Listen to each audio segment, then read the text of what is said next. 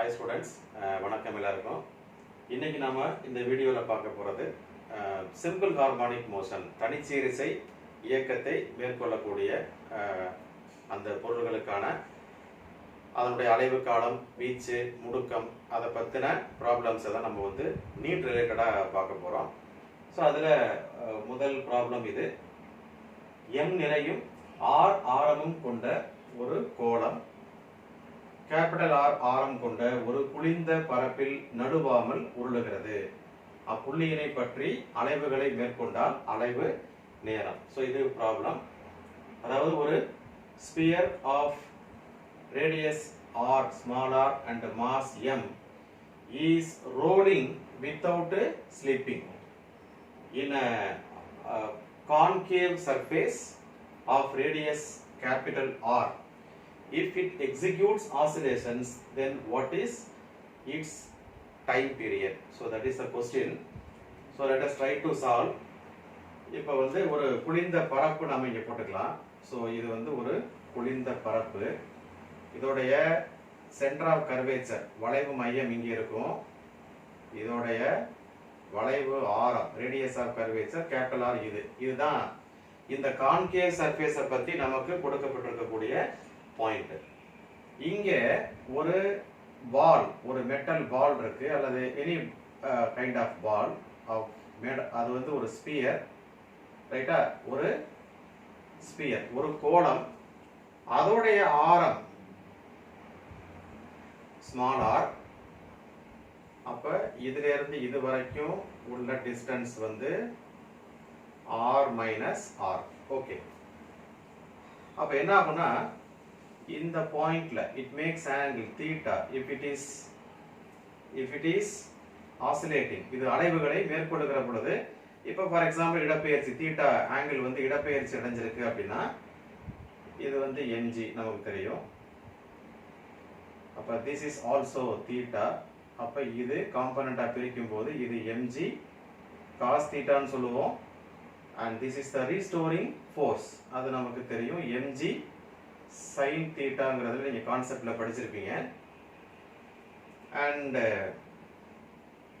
இப்போ இது ஆசிலேட் பண்றப்ப எவ்வளவு டைம் பீரியட் வரும் அப்படிங்கறத பார்க்க போறோம். ஆசிலேஷன்ஸ் ஆர் வெரி ஸ்மால் அப்படின்னு வச்சுக்குவோம்.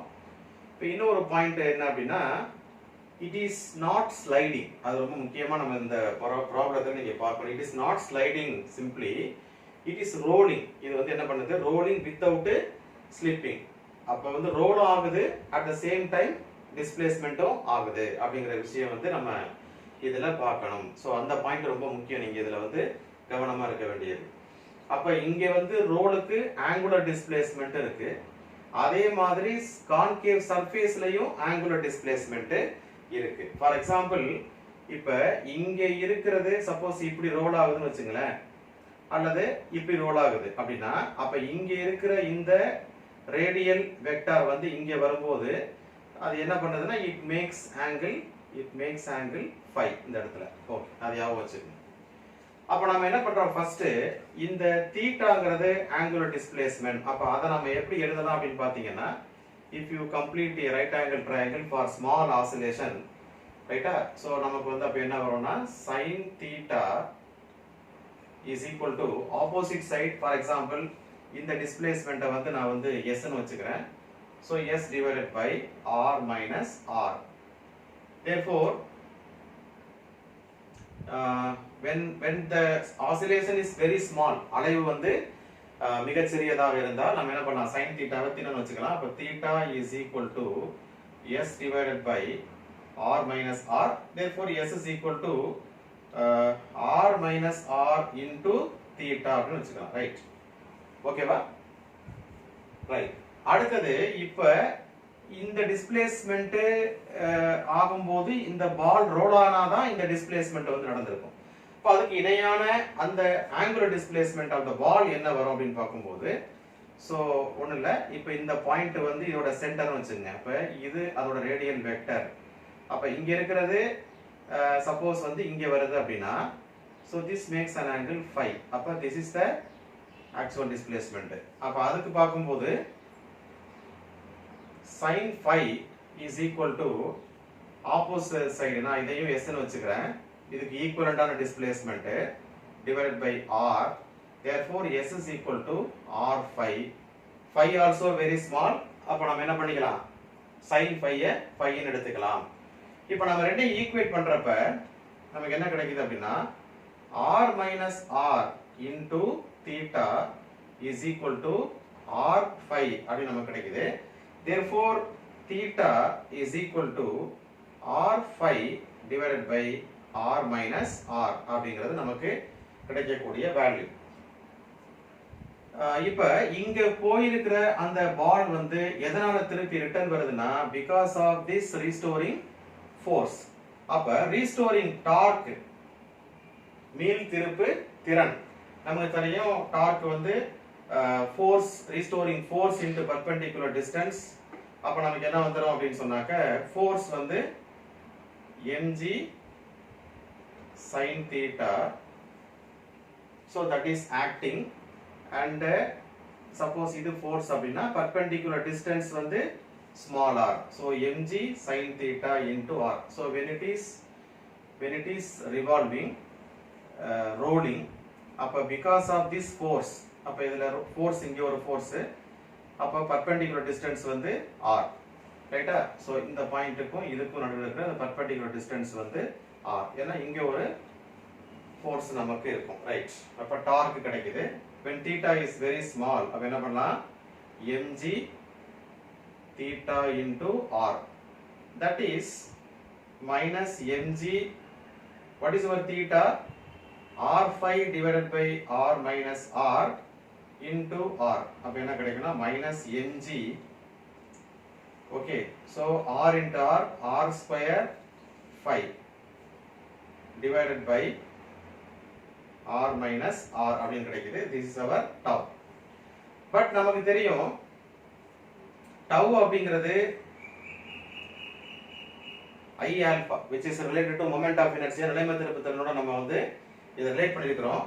and alpha is equal to a by r. ரைட்டா? a by r.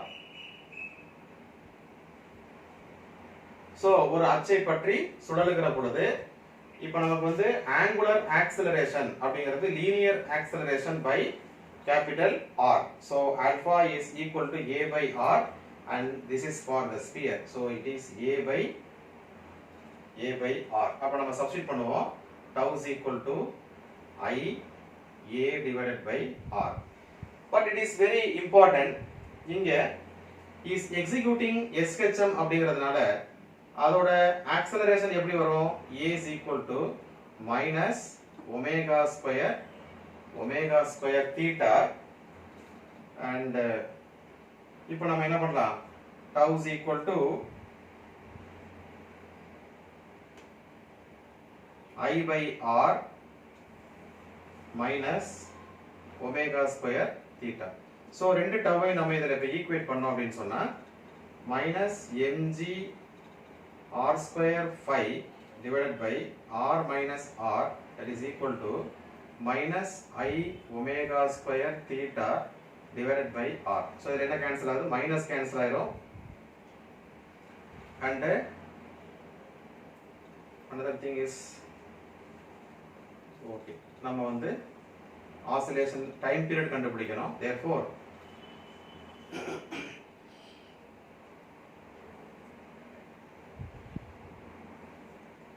omega square into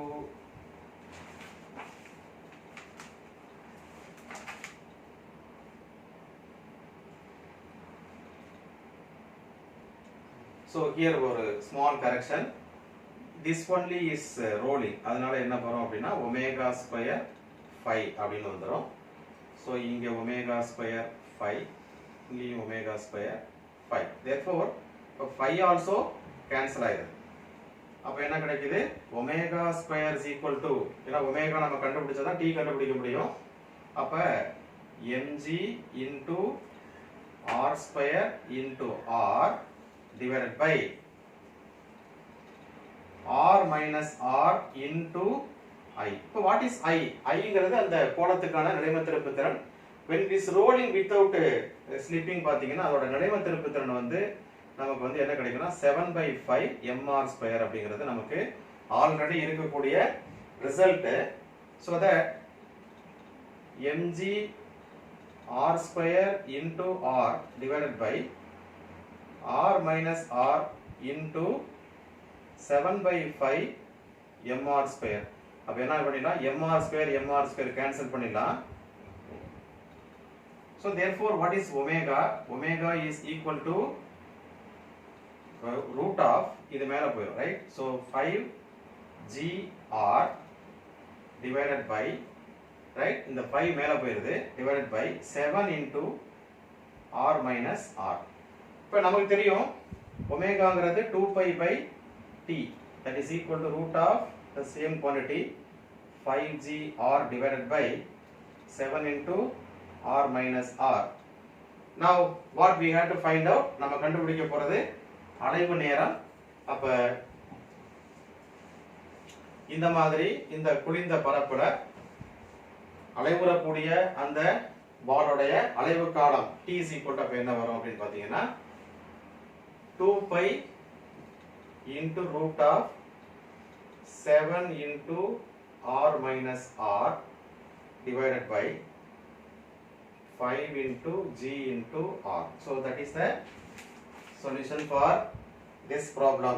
So time period t is equal to 2 pi into root of 7 into r minus r divided by 5 gr. In fact வந்து நீட்ல ரொம்ப ஒரு இந்த எஸ்கெச்எம்ல இது மாதிரி high level ப்ராப்ளமா கேட்கும்போது இந்த மாதிரியான மல்டிபிள் கான்செப்ட் இருக்கக்கூடிய கணக்கு வந்து ஹை லெவல் ப்ராப்ளம் வந்து கேட்கலாம். ஸோ ஜேஇல வந்து இது மாதிரியான கொஸ்டின்ஸ் நம்ம எக்ஸ்பெக்ட் பண்ணலாம். நீட்டை பொறுத்த வரைக்கும் இது வந்து ஒரு எஸ்கெச்எம்ல ஒரு ஹை லெவல் ப்ராப்ளம் அப்படிங்கிறத நீங்க ஞாபகம் வச்சுக்கோங்க. பட் உங்களுக்கு தெரிஞ்ச ஃபெமிலியரான விஷயங்கள் தான். ஒன்ஸ் ஒரு 2 டைம்ஸ் வந்து நீங்க ப்ராக்டிஸ் பண்ணீங்கன்னா கண்டிப்பா இந்த ப்ராப்ளம் வந்து உங்களுக்கு ஈஸியா இருக்கும். தேங்க்யூ.